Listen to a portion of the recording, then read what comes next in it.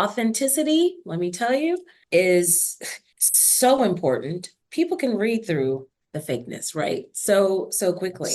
And so when there's so much noise, people are looking for that authentic person. Welcome to the Game of Her Own podcast, your go-to place for empowering behind-the-scenes stories of trailblazing women who work in the sports and event industry.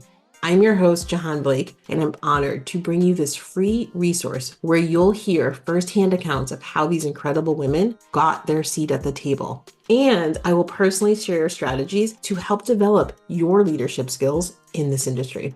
We've got a lot to explore together. I am so glad you're here. All right, Game of Her Own listeners, let's do this.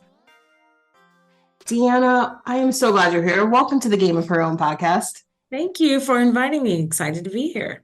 I was doing my homework, and you started your career as a TV reporter and anchor and did that for 6 years. And then you sort of moved behind the camera, so to speak.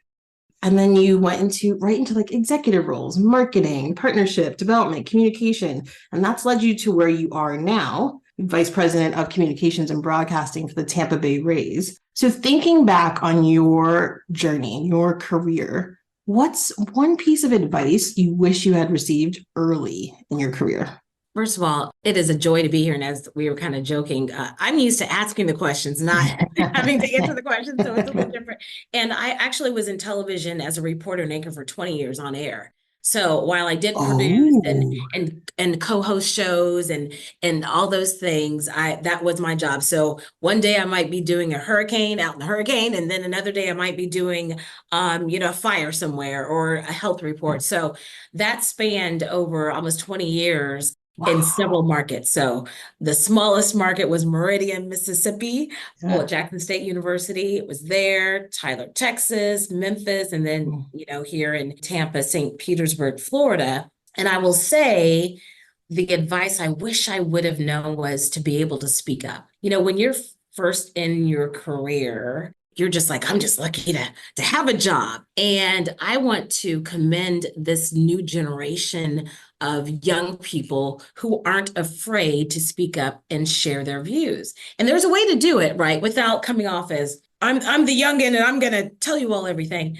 But it's okay to ask questions and it's okay to speak your mind. And it doesn't mean everyone's going to agree with you. I think if someone would have told me it's okay to speak up, especially if you see something that you have either some insight on or can provide a different perspective, I don't think I had the confidence or the backing to be able to do that. So I wish that was something that I would have learned a little earlier on. I couldn't agree more with this younger generation. And it feels so foreign to say that. As the word just came out of my mouth, I was like, wait, that's not me anymore? Right. No, right. It is not. But yes, right. They speak their mind and are very, very vocal. And I know a lot of people don't like it. I love it. I love it so much. And you're right. There's a way to do it. I don't know if you've had this experience, but in my career early on, I remember just like speaking up and then like, yes, I did it. And then like, wait, why isn't anyone listening to me? Right. I said it with conviction and I meant it. And I finally spoke up and nobody listened to me. Right. So right. And then like that, that hurts the ego. Right. And that hurts the confidence. Absolutely. Yeah. And I think, it's a very delicate balance, right? To be able to speak your mind in a way where people are listening.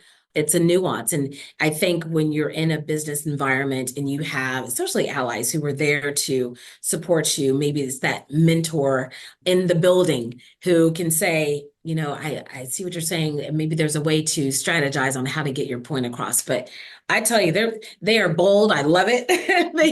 they have a lot of energy and confidence, maybe that I didn't see when I was that age back in the day. Yeah, back in the day. It wasn't that long ago, right? No, right. I heard you say allies, and that's something I talk to my clients about a lot, and in the community, like having an ally in your office is so important. Talk about your experience with that. I'll go back to my first job in television. And I was actually a senior in college when they hired me part-time as a reporter. And it was kind of interesting because in the morning I would go to my classes, and then the afternoon I was a reporter. And it was funny because one of my professors was a reporter at one of the competing stations. And so she would be my professor in the morning, and then I would see her out on a story, and we would be interviewing different people. And I remember my counselor at college at Jackson State University said, "Don't mess up this internship. Don't mess up these things." And I was able to get that, part-time job on air. And there was a couple of people who were the main anchors who didn't, need to take me under their wing, but they did. And they had a wonderful way of guiding me in a loving way, in a real way, and helped navigate my life as a reporter. And I will never forget some of the advice they gave me. And so now I try to do that same thing here at the Tampa Bay Rays, and try to have an environment where not only do I have mentors, the person I work with directly is our Chief Communications Officer, Rafaela Amador Fink, and I see her as a mentor, but I also want to make sure that I'm doing the same for other young people, or just, staff in general, that it's a welcoming environment where they can share and maybe ask for advice on how to navigate what can be a challenging field. So having that ally and having that person that you trust, who can tell you the real deal and can also provide advice, and also uplift what you're saying. Sometimes it may be you saying it, and in that environment, maybe it didn't come across exactly the way you wanted to do, but how can you have a continuing conversations to make sure that you are being heard? So it's something that continues no matter how long you've been in business. It's almost like it doesn't have to be so official, right? Yeah. You have to say, okay, I need you, we have a good relationship, I need you to be my ally. Not that anyone listening would do that, but just in case, right? Like, it doesn't need to be official, but you need to know who's on your board of directors, if you will.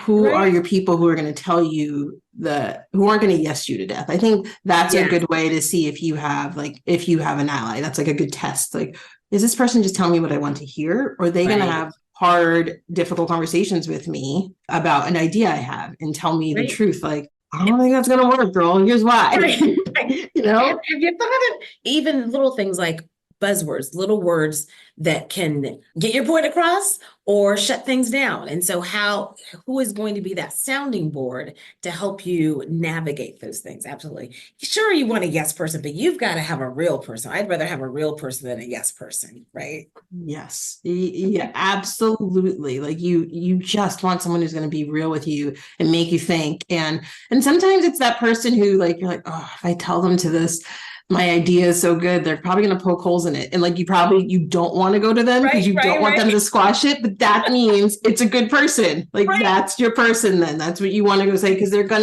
not always going to say, no, bad idea. Then that's not the right person for you, but that's not the right ally for you. But it's that person when you're like, oh, I know they're going to make me think about this differently. And sometimes you're tired. You're like, I don't want to think about this differently. Right. Yeah. And I like what you said. I've used that term before, kind of the board of directors. And it's that core group of girlfriends or mentors, or who you can go to. I have a friend who is going to give me the best financial advice. And I have a friend who's going to give me the communication advice. And then I have a friend who I call her Mother of the Year, not because she's perfect, but because she's been there and she knows the challenges of motherhood. So having that board of directors who can offer that advice and not be afraid to tell you the truth, that's important. Yes. Yeah. Thinking about the advice that, you wish you had, which was being able to speak up, using your voice, but then also a lot of women face self-doubt and try to manage it, but it can easily stop you from using your voice. Like, just, you can be in your own head and silence yourself. So how do you balance that? It kind of goes back to this board of directors we were talking about, and having a core group who can be that encouraging force that you need, but also goes back to you. I tell team members, your stuff, like, what you're doing. And sometimes we forget that we know what we're doing. or maybe there was a challenging situation, or maybe you didn't know. And so then it overcomes you. And so if you think of just all the negative things and all the bad things and all the things that aren't right, and then think about what you do bring to the table, it could bring you down. And then you start believing that negative thing about yourself. And so you almost have to like put a hard stop and say, wait a minute, what is reality? I know these things. I'm confident in these things. I can learn these things. And so I need to walk in my purpose and walk with confidence. It isn't easy. And there are days when I don't get it right.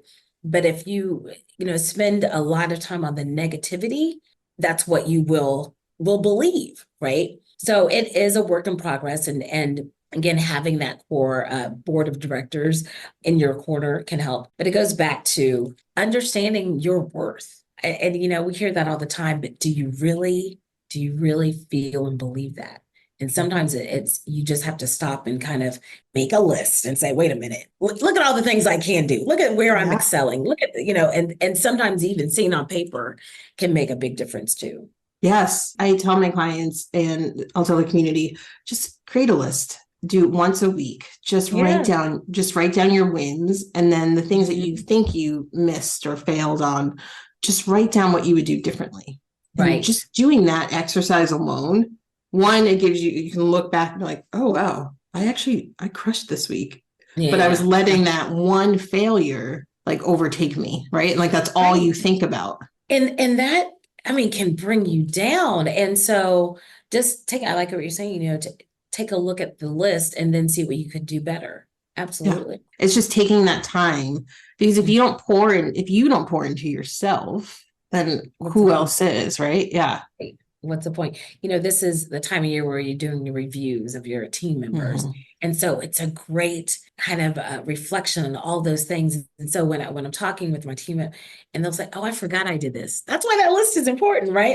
I forgot about those things, those wins, because we all are so caught up in doing the next thing and the next thing. And that's just how life is. Taking that moment of reflection can give you a boost sometimes that you didn't know you needed.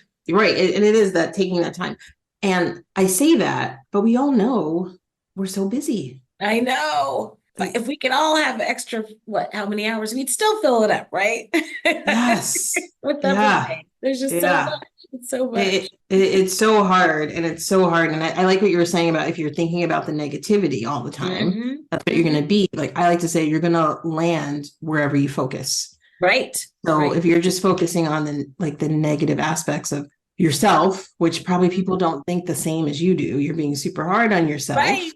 Right. How many times has that happened where, you did a pitch in a meeting or something like that, and you come back and you ask somebody like, oh, that failed. And they're like, what are you talking about? So sometimes we are so critical of ourselves that it's easy to forget the good things that were coming out of whatever we were doing. Yeah. I remember there was one time I had a potential client call, and afterwards I was like, I was not prepared. And I just was so mad at myself. And then later that day, she's like, okay, I'm ready to join. And I'm like, oh, I guess it wasn't that bad. I was like changing my routine. I was like, you need to do this. You need to get up earlier. You need to I was so mad at myself. And then it was fine. She was a 6-month client. That's what was I doing? Why was I so mad at myself? Yeah. Look at that. We got it. I always talk about give each other grace, right? We got to give ourselves grace too. Yeah. It's so hard to do. But when you do, I think you start to realize, and tell me if you agree, you start to realize your worth. You start to, because everyone's like, I don't understand what I'm worth. I'm like, well, you can't wait for someone else to tell you. Right. Go figure it out. Right. I have two almost teens, a 14-year-old daughter and a 12-year-old son. And we talk about the idea of self-worth, right? And not dwelling on, yes, that test wasn't exactly your best, but could you have done things differently? And what are some things about yourself that you forgot that you bring to the table, even as a student? So we all go through it. Yeah, it is recognizing that a lot of people go through it. One thing that I think everyone hates to talk about or hate to do is networking. Oh yes. I loved it. I still do it, but I remember when I was I was just like, I like meeting people, and I'm so good. I mean, that's why I do this podcast. Is Yes, I was love like, to get that's right up your alley. You yeah, that without even right? thinking, right? Yeah, exactly. And like I love getting people to tell their own, like just talk about themselves. Like I've always been that way, and that's an easy way for the introverts of the world like me. Like take the focus off of you and get people. If you ask questions, people will talk about themselves. It's Like, that one question, then you're like, you're done. It's so funny, the whole networking. And, I think of, my very first time, I think an official network, they called it networking, and you went to a function and you had your business card and you're like, I'm going to pass out. That's not how it goes anymore. Right. And, I'll talk with friends who are very introverted and they don't like to do it. And you do have to kind of put yourself out there, but you don't have to be that one with 20 business cards and pass them out. It really can be those one-on-one conversations that you talk about. Now, again, it starts with that question, but I will say networking is so critically important because that's where the jobs happen, right? That's where you hear about the jobs that weren't posted. There are so many times when friends in other industries will call me and say, hey, we're looking for candidates. Do you know anybody? And so I go through my mind, okay, who do I know that's in this field? And again, it may not have been a posted job, or maybe they were trying to figure out the type of person they're looking for, or whatever it may be. But it goes back to that networking. Had I not made those connections with people, I wouldn't have been able to tell them, hey, call this person. They would be great. Or here's a person who can lead you to some great candidates. So as much as some people despise the networking, it doesn't have to be the extroverted type of way. It really is, going back to those one-on-one relationship building opportunities. So I've talked with you and people are like, I didn't know you know her. And so now they're like, oh, I want to meet her. And so that's how that networking works. So sometimes you just got to say, I'm going to do it. I'm going to do it. It's a long game. Yeah, it is. Hey, Game of Thrones listeners, Jahaan popping in here. Do you ever feel overlooked at work, or perhaps unsure how to advocate for yourself? You are not alone. And it's exactly why I've created a free training called Empower Your Career, Mastering the Art of Self-Advocacy for Promotion and Raises. In this training, I will teach you tactics like how to have meaningful interactions with your leadership team, how to increase your confidence, and there's so much more. You'll walk away with the tools to confidently seize control of your career growth. So what do you think? Are you ready to stop being overlooked and start being noticed? If you are, the link to sign up is in the show notes. Let's elevate your career together. All right, let's get back to the episode. So you're an executive in the sports industry, and a lot of people want to be in your shoes. I imagine you get a lot of cold messages, right? Like people you don't know who are reaching out to you on LinkedIn or somehow find your email. I'm sure that's easy because of your title, right? So like people, what are some of the things that people do that you appreciate when they're reaching out to you? What, like when it comes to starting that, relationship?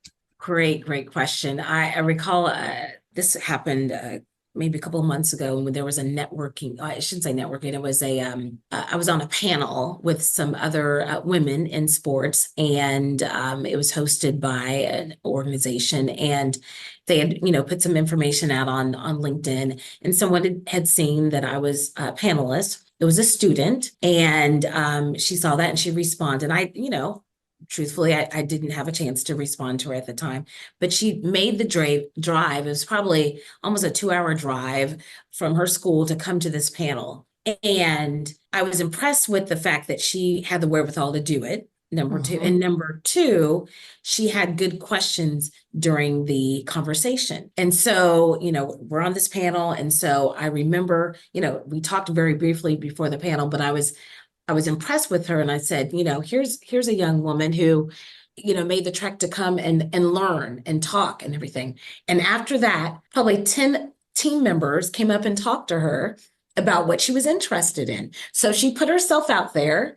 She took not necessarily a risk, but she's like, okay, it wasn't convenient for her to be able to drop everything and then go, but she thought there might be some value in doing that. And so now I've stayed in connection with her. She, there wasn't a position necessarily open for her at this time, but what it did do is it opened her view of so many other different jobs in sports and also allowed her to meet other people. And so it went back to she was paying attention on LinkedIn. She heard about the panel. She came to the panel. She made a point to come up and say something. I made a point to introduce her to different people. And now she's been able to grow that network, her connections from that one situation. Obviously, you can't do that all the time, but also showed me that she was serious, right? Obviously, across the country, can't always do that. But I think when you're reaching out, especially on LinkedIn, you've got to find a way to connect. Those generic emails don't always get through, right? So you've got to, you talked about it, finding that connection or asking that question, because then it's going to prompt that person to want to respond. So I was impressed with the young woman, and we still stay in contact today. She's actually in a whole different field, but I'll always remember her because of she put herself out there in a way that maybe she wouldn't normally have done. One of my biggest takeaways from that story is the fact that she reached out to you, didn't hear back from you, and still came up to you and said hi, right? She didn't let that discourage her at all. Right. She could have just said, well, never mind, but she didn't. Mm-hmm. It's funny. So now, working for myself, I find myself, I'm like, oh, I have to reach out to people like several times. I have to do some cold outreach for my, consulting business, right? Like my phone isn't always ringing off the hook. So I have to let people know I'm here. And so I always tell people, I'm like, just 3 times. If someone doesn't respond after 3 times, then you move on. Right. And if you see that person in person, say hi, because maybe it got lost. Maybe they saw it and they weren't interested. Fine. But usually when people aren't interested and you write a professional, warm, cut and paste email, right? I don't know the right way to say that. So we'll call it a non-cut and paste email. When you do that, people usually be like, oh, no, thank you, but good luck. Right. They'll respond. So no response doesn't necessarily mean no when you're trying to network with people. Right. And I do try to remember how tough it is out there, right? Especially for those who are getting first job and they're trying to get into the industry, and for those who've been around for a while. It is tough. So having a little compassion, sometimes I may not be able to respond all the time, but I do try to remember that. So thank you for reminding me about that. Yes, it is tough out there, regardless of what level you're on and how you're trying to, connect with people and why. A lot of people say, a lot of women that I work with will say, I don't feel like I'm bringing anything to the table. So I want to talk to Deanna, but it's just one-sided. So I'm not going to call her because I don't want to do that. Stop it. It's the self-limiting beliefs, right? When you see someone who is confident in who they are, you want to be around them, right? You want them on your team. You want them to grow. So, there's a difference between cocky and confidence, right? But you have to have a little bit of that so that people see that in you and they see those positive traits that they want to be around. It goes back to that list. Sometimes, even with a job description, you may not fit the job description, but there may be something there that taps into your superpowers or your strengths that you can really build upon. I talked to a lot of executives. Sometimes that job description is one thing, but when they have a chance to talk to someone during an interview or even a questionnaire, they are able to pick up some other things that they didn't know they needed for that particular position. So sometimes you've got to find a way to make sure your narrative and your strengths, your superpowers are being highlighted. And the only way you can do that is you got to speak up. Yeah, exactly. You got to try now, and it gets easier with practice. Right. You get stronger every single time. So just go back real quick. You said the difference between cocky and confidence. And a lot of people struggle with, I'm being too assertive. I'm being too pushy. I'm bragging, right? And they literally don't know the difference. What would you say the difference is? Oh my goodness. I think with confidence, you don't mind sharing your gifts. You don't mind talking about your gifts. I think with cocky, it's I've got to show, I've got to tell, I've got to, it's all in tone and it's all in delivery. Someone could say the exact same thing, but how they carry themselves might lean towards cocky to confidence. Cocky can have a negative connotation, but confidence, it sounds more positive, right?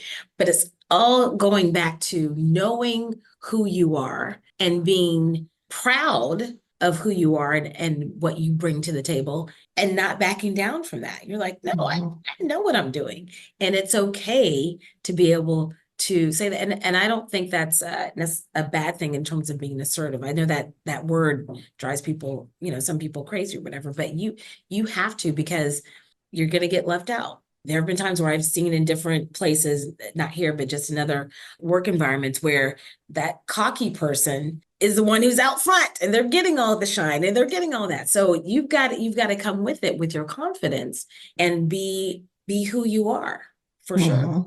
Yeah, you don't have to mimic the person who you believe is doing it incorrectly, right? Like the person who's being cocky. You don't have to be like that person.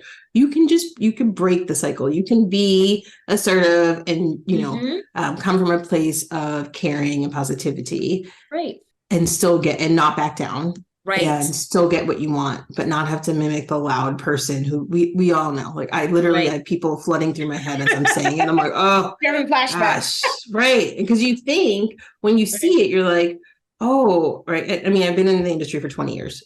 I've been working for 20 years. So when you think back 20 years, there wasn't big communities talking about this stuff. So when you see people doing those things, you're like, oh, well, this is how I have to be to get ahead. But you don't. Yeah. Authenticity, let me tell you, is so important. People can read through the fakeness, right? So quickly. And so when there's so much noise, people are looking for that authentic person. You got to be comfortable in who you are. Yeah, that's the start. That's a great place to start. And then it's a great place to end before we move into our final sprint.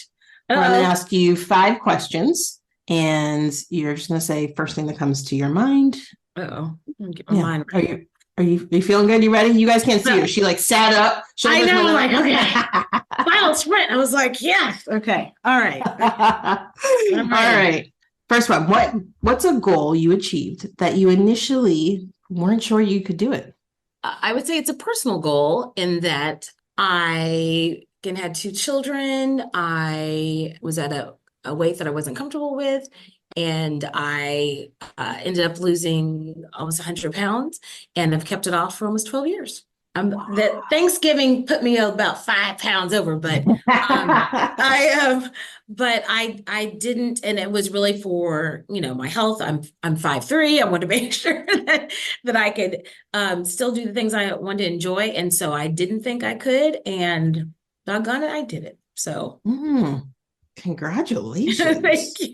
Thank you. Oof. All right, what's your go-to pump up song? It varies on what the day is, but one of my favorites is as it's in my head, Mary J. Blige, Just Fine.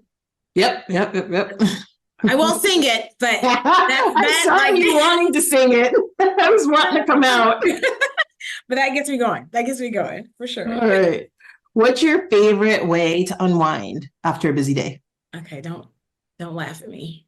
I'm so excited. Sitting on the couch doing the New York Times crossword puzzle on my phone. Okay. Why would I laugh at that?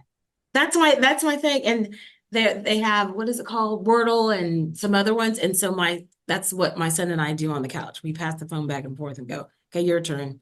You figure out a word and I figure out a word. So that's my unwind time as my husband and daughter are looking at me like I'm crazy, but that's what I like.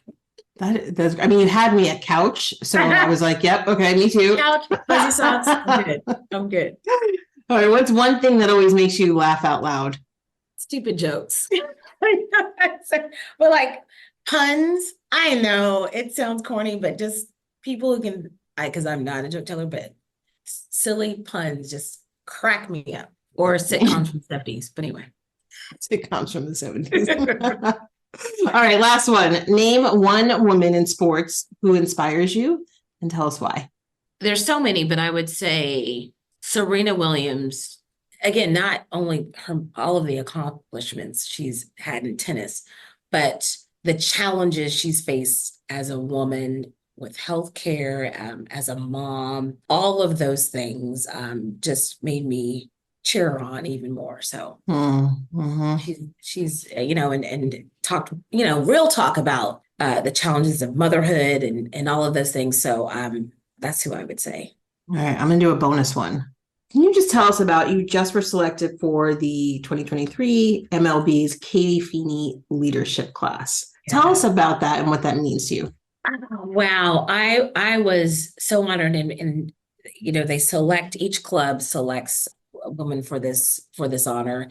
And it was funny when we got to the luncheon and you're meeting all these women from different walks of life, years in the business, different on the business side, on the baseball side. And we all were kind of sort of joking, like, was that a mistake? Should they have selected us? And it goes back to that confidence, right? I am going into my third season, and there are those who've been there for many, many years. And I think what the commonality was for all of us is that we have a passion for what we do.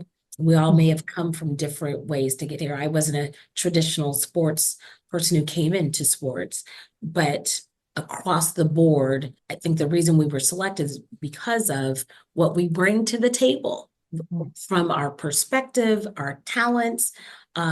Here at the Tampa Bay Rays, one of the things that our owners and leadership always look at is bringing people in who come from a variety of backgrounds, because that makes our club even more cohesive. It goes back to culture. Whether you grew up playing softball or you weren't involved in sports at all, or whatever it is, you bring something to the table that's authentically different than everyone else. And that's why it works. And so I was so honored at not only to be named, but also to meet this group of amazing women. And it was interesting how we just clicked. And so we will continue our conversations. We will be doing virtual meetings and continue that connection for years to come. And that's what I think I was so excited about.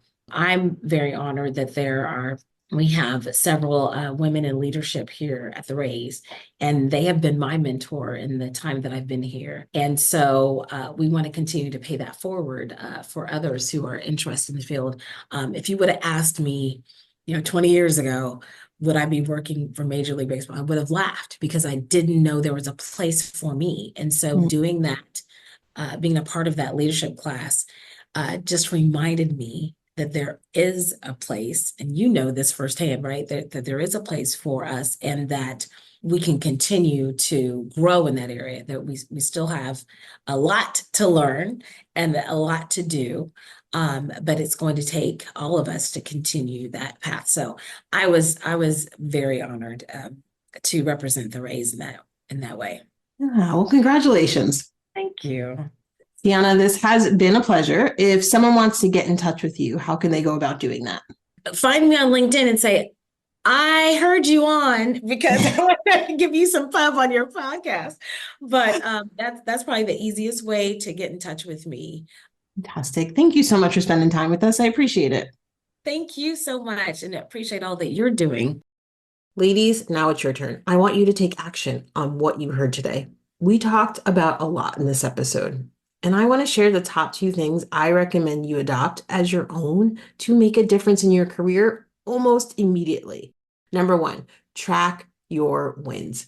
Get yourself a notebook, perhaps open the notes section on your phone, or start a Google sheet. Once a week, I want you to write down your wins, big or small. This will, hands down, improve your confidence and help you see your self-worth.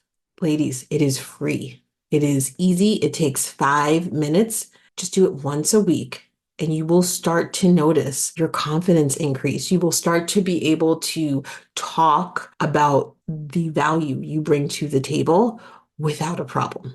The second one, find your allies. Building allies at work isn't just about networking. It's about creating a supportive community within your workplace. A community that recognizes and values your contributions and advocates for you when you're not in the room. Now, who is one person? Think about it. Who is one person you could make your ally? Start with one and then keep building. All right, my friends, until next week. In the meantime, it's your turn. Go out and take some action.